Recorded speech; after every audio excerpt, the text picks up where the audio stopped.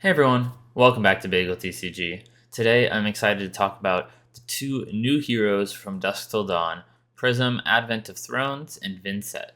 We finally have their hero abilities as of yesterday, and I want to talk about what those kind of decks are going to look like and how I feel about each of these hero abilities in terms of how strong they are and where they're going to be in the meta. First, let's take a look at Vynnset here. So this is the new Shadow Rune Blade, taking the spot of Chain in the meta. And it has the ability at the start of your turn, you banish a card from your hand. If you do, create a Rune Chant token, right? So looking at this, there's no card advantage here. You're not getting an extra thing from Soul Shackle. What you are doing is you're getting a free Rune Chant, and you are getting any bonus effects that that card gains if it's a bonus effect from banish kind of effect. So for example, Phantom Banshee, it has Rune Gate, where if you control Rune Chants equal to or greater than its cost, you can play it from your banish zone without paying its resource cost. So for example, cards like this, they get a benefit by being played from banish, so you get that as well. This is once per turn, so you only get this benefit one time per turn. It's not being able to chain multiple times. Although you can leave cards in your banish zone and choose to take the blood debt multiple times if you want to stack up for a really big turn. The second effect is whenever you play a shadow non-attack action card, you can pay 1 life. If you do, the next Rune Chain effect that would deal damage this turn can't be prevented. That effect's quite strong. Against any kind of control deck, you're eventually going to whittle them down if you can just get through unpreventable arcane damage. And even against some aggro decks, that'll help you close out. So it's a really great closing ability if you're able to get unpreventable arcane damage in multiple times throughout a game. That's quite strong. It does also make any card that says, if you've dealt arcane this turn, a good bit stronger. That's cards like Meet and Greet or Consuming Volition. Those require you to have dealt arcane, but this can basically force that arcane through. So you aren't gaining any life advantage. You're trading 1 life of yours for 1 life of theirs. But if you're the aggressive deck, that's fine. And in most cases, that'll be nice. It's also optional. So if you're not in a position to use it, you don't have to. The fact that it's optional makes it pretty nice, where it's just always going to be an extra line of text you can utilize. So definitely not on the surface looking as broken as Chain. Chain was able to get hand sizes, quote unquote, of like 8, 9, 10 cards because the Soul Shackles would just stack up. You would get all of those cards from your banish that you could play every turn. He just got stronger and stronger until he just had too much damage and killed you. Vynnset is going to be a little more consistent. It's more, you don't really build up Soul Shackles. You just do the same thing every turn. There is the option to do like an OTK strategy or a semi-OTK where you do it for 3 turns in a row, right? So you have 1 card in banished and then 2 and then 3. So you'll end up taking 1 blood debt and then 2 blood debt. So you'll take 3 blood debt to do this. And then on the 3rd turn, you can banish a card and then kind of go off. So we'll see if that's worth it. It might be. It might be how they want her to be played. We don't really have enough cards to know yet, but I do want to take a look at kind of an example deck and see what are some powerful synergies that I found. We can look at cards that say, if you've dealt Arcane, so Rattlebones is a great example. If you've dealt Arcane to an opposing cure this turn, you can play this as an instant. So if you can force through that Rune Chant using her second ability, you're able to just play Rattlebones as an instant, getting that action point back, which is really, really powerful. Rattlebones is already a pretty solid card in combination with Swarming Gloomveil and Rosetta Thorn. It's already not bad. I mean, it's already 1 blue in Rattlebones deals 8 damage, just like that. So it's already pretty strong. But if you can combine that, it just gets a lot stronger if you can play it as an instant. So that's a great synergy. There's also cards like Meet and Greet where it gains Go Again if you've dealt Arcane. So these cards are going to be great synergies with Vynnset. Outside of that, we're going to want to play Shadow non-attacks to get that off. So we have Howl from Beyond as a great Shadow non-attack. This one you can pay from Banished. We also have all of the Seeds of Agony. These will be legal again after Chain is, since Chain is Living Legend, these are legal again. And then we can look at the cards that actually gain a benefit from being banished. banished, or played from your banished zone. So Bounding Demigon, if you've played a non-attack card this turn, you can play it from your banished zone. If you do, it gains +1. So this is worth 1 more damage being played from your banished zone than from your hand. Riftbind is similar. It gets +X, where X is the number of non-attacks you've played this turn, but that effect's only active if this is played from your banished. So both of these cards are better from banished than from your hand. And that's kind of what we're looking for here. We want to actually get a benefit from that top line. We also have Shadow Verser as another card that is pretty great to be playing for banished and synergizes well with the other banished cards. And then after that, I was just looking at ways to banish additional cards on our turn. So looking for Scrap is a new cool card where as an additional cost to play it, you banish a card with 1 power from your graveyard. When you do, this gains +1 power and go again. So it's already a 1 for 5 go again, which is pretty strong. But then you can banish either Bounding Demigon or Riftbind, either of these blues. They both have 1 power. We're often going to block with them because they both block for 3. And so we can just block with one of these earlier, and then we'll eventually be able to, looking for a Scrap to come in for 5 go again, and then be able to banish one of these cards. You don't even have to play it that turn. You can leave it in with Blood Debt if you want to use it on a future turn, or you can just use it right then if you want to. So really great synergy there. We also have the new Gore Belching. This one's a lot weaker because it is random. Looking for a Scrap is quite strong, and I think will be in, as it has a decent chance of being in a final version if it looks anything like this. I don't know what the new cards for her are going to look like, but Gore Belching is not bad. It is, on the surface, it's, let's say you hit red Bounding Demigon, it's a 0 for 4 that drew you a card because it puts the Bounding Demigon into your banished zone, and then you can play that at a later time. So it's not a bad effect. It is random, so sometimes you'll hit something that is a little higher, like if you're looking for a Scrap red or a Meet and Greet red, it's only coming in for 3, which is pretty medium. But I'm trying to limit the number of 4 powers so that it's almost always a 0 for 3. So I think every other card that's an attack, the highest we have is red Meet and Greet and red looking for a Scrap at 4. Everything else is 3 or less, so it's at least a 0 for 4. I'm even playing the cute blue Rouse the Ancients, so it can sometimes be a 0 for 7 if it banishes a Rouse the Ancients. And then hopefully it hits one of our banished cards here, one of these 12 copies, and then we'll get an extra card draw off that. So a few synergies there. And yeah, the rest of it is kind of standard. We got Artivore. This is obviously busted in Shadow Runeblade. Shadow Puppetry gets us that free go again and sometimes a card draw. Swarming Gloomveil has good synergy with Rattlebones. Revel is just an insane Runeblade card. And that's kind of the main deck. I'll have this linked in the description. This is obviously not going to be the final version of Vynnset. We have almost none of her cards. We only have this Phantom Banshee, which currently is not very easy to get off because you need 3 rune chance to even play it from your banished zone. And then Flail of Agony, which I'm going to guess we either get an offhand to go with this, or we get a way to make this have go again. Because as it is right now, there's no reason to play 2 of these because the first one can't go again.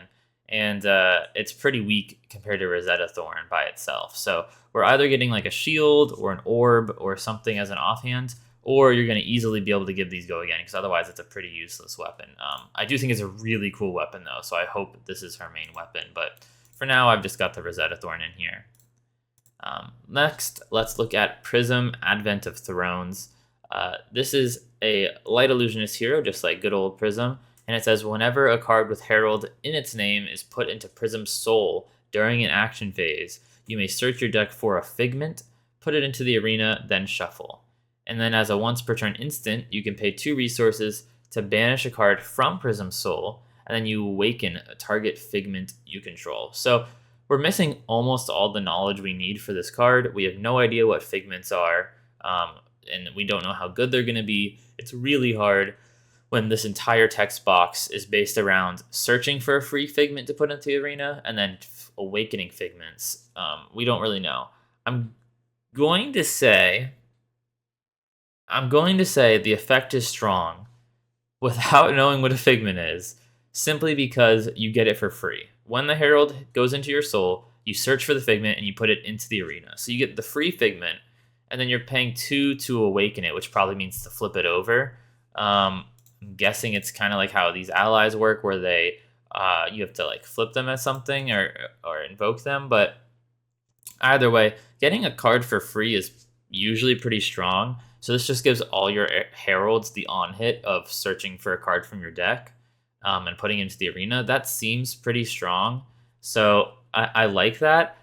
She doesn't have a way to give heralds go again very easily because her weapon is quite weak. Having to pay 2 resources just to give something go again is not very good. So I'm not in love with this weapon at all. It's just so much worse than the old Luminaris. It's crazy. So I mean, I don't know if she'll be doing a lot of that. She might just be attacking with a lot of like red heralds that are all for 7, so they're a pretty good break point. And you can just do 2/2. So you block with 2 cards, and then you attack for 7 with a herald. They have to give you 3 cards or 2 cards in an equipment, or it gets a good on hit. And that's probably how she's going to be, unless you can easily give your herald to go again. But without that, I think she's just going to attack with a red herald every turn. And that's probably going to be strong enough. She does have 16 life, so obviously they think this hero ability is really strong as well because they took 4 life away from her. I do think that's probably because you're getting free cards with the figments being into the arena. So I think she's strong. We have no idea what the figments are, but free cards are usually a good thing. I have no knowledge of if this hero is going to be in Classic Constructed.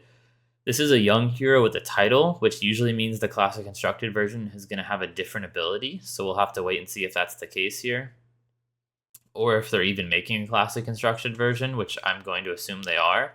But I wanted to make a look at how Aura Prism would look, because I really have no idea how the figments are going to work, and I didn't want to build a Herald version yet, because I don't know at all if the figments are even going to be viable. So I threw together this kind of Iris of Reality Aura build.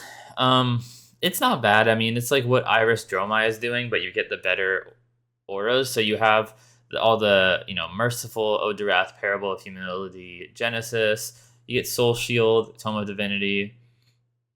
It's not bad. You can also, banish and awaken without having to have something hit, so you can use Soul Shields for that. But it's just a defensive aura build. We've got all the auras. We've got Passing Mirage, Pierce Reality, Shimmers of Silver, Haze Bending. It's just a default kind of aura build. I don't think this is bad. I mean, this will still beat up on slower decks. It'll beat Guardian. It even maybe has a chance against Ranger, just because of how good Spectra is. And Arclight Sentinel. This card will always be a good card. Arclight Sentinel is just very good. So, yeah, I mean, I think this will be strong. I do think if once we find out what figments are, I think Herald version will be better for this hero, because that's just what the hero ability is built around. But I just wanted to kind of show off what this just aura build looks like. It's kind of just what old school Prism looked like. You play all the auras. The main problem with this one is that we don't have Luminaris, we have Iris of Reality. So we're playing 24 blues to be able to pitch for Iris a lot more and pitch for these expensive auras. But I don't think this is bad. I mean, this deck seems solid. I think this would have a pretty good space in the metagame, even if it was out today. If you could just play this with 32 life in Classic Constructed, the auras are just strong. They're just good. So, I mean, I think this would be a fine pick. I'm excited to see what this Classic Constructed version of Prism looks like, and I'm also excited to see what the figments are. So I think we have a lot to learn there. I don't think this weapon is very strong as is, so it's going to be interesting to see how that goes. Just kind of comment on the other cards we've seen revealed so far. So Phantom Banshee, this card's very strong if you have 3 Rune Chants, because then it's a 0 for 7. With the Rune Chants, it's like 0 resources for 10 damage. The real question is how easy will she be able to get 3 Rune Chants, and that's really up in the air. Currently, it's not very easy, and I don't think this card's good enough. If it gets a lot easier to make 3 Rune Chants, this card's probably busted. Shiana card, I hope there's a Classic Constructed Shiana coming soon, but either way, this card's probably cool. I think the Unity effect is really cool, where you can block with 2 cards to get the effect. I think incentivizing blocking is really cool. Chorus of Ironsong, I don't think this card's great because we're having Oldhim leave the meta, and so the damage can't be prevented clause is kind of mid. It depends how much Prism cares about that. I don't know what a courage token is. I don't think we know what a courage token is. So maybe that courage token is busted and this card is worth playing just to block with it. But the play effect isn't worth it. This is my favorite card from the set. We all know I love Bravo a lot.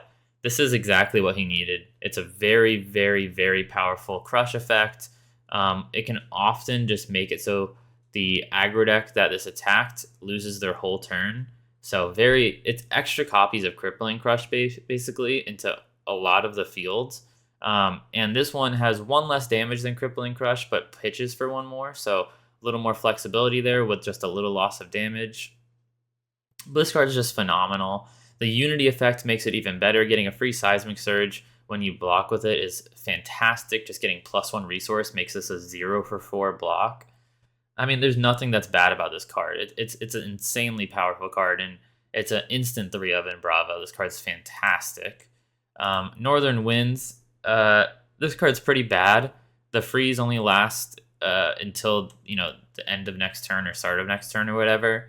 Spellbane Aegis is not great. I don't think this card's going to see any play, even if Olden was legal. Anthem of Spring. I really hate this card. I don't actually think it's bad. I just hate it because it's like slightly better Weave Earth, and I wanted a really cool red attack for Briar. I just wanted more like Lightning Briar. I wanted cool red stuff and for some more aggression and damage. This doesn't really help Briar. It's like slightly better Weave Earth, like I said, but it's the play effect. It's so bad to play this. I mean, it's literally just +1, so it's awful play effect. It's a blue Earth card, which is the main reason you'll play it because it pitches for Channel Mount Heroic. And then the Unity effect isn't bad, getting an embodiment of Earth, but like Briar does not want to block. So this card does nothing Briar wants except for pitch for Channel Mount Heroic, because you don't want to play this for +1 value. You don't want to block as Briar. It just pitches well. So I mean, it's fine. You'll probably play it, but I'm not happy that it was printed. I would rather have a cool red card. And then this card, isn't there a flip side, or is this, we just have this side? That's fine. This card's pretty cool. I think the Angels are really strong in general. When it attacks, you banish a card from your hero's soul if you do put a +1 counter on each Angel. That's like the first kind of tribal mechanic we've had, where it really cares about all Angels or anything like that. Even dragons don't interact with other dragons too much. So that's pretty cool. The ward is their main weakness, obviously, because as soon as your hero takes any damage, it just pops like a balloon. Against some heroes, that's a lot better, though. Against like Guardians and Brutes and stuff, ward's still nuts because they can't attack for small amounts. Against Ninja, that's obviously really weak. Or against a build that has Rune Chants, like Vynnset can just force their first Rune Chant through and then instantly pops all of your Angels. So yeah, I mean, to some decks, you'll probably sideboard this out, and then to some decks, this will be like the Angels are like your best cards. So I think they're cool. I'm happy that they're making the Angels. And that's kind of an update on all the spoilers we have so far. If you want to keep up with decks as I deck build, just like in last spoiler season, I have all my Patreon decks that you can see if you subscribe to the Patreon. And last spoiler season with Outsiders, I had theory-crafted versions of every new hero where I would update them as new cards were spoiled and as I came up with new ideas for the deck, so you can kind of have a day one idea for the deck if you want to play it right off release. So I'll be doing that. It's a little early out. I mean, I'll probably put this Vynnset and Prism deck on there, but we have almost no cards. But I will be keeping them updated. Keep an eye out for that. Thank you so much for your support. Remember to like, subscribe, comment, and I'll see you next time.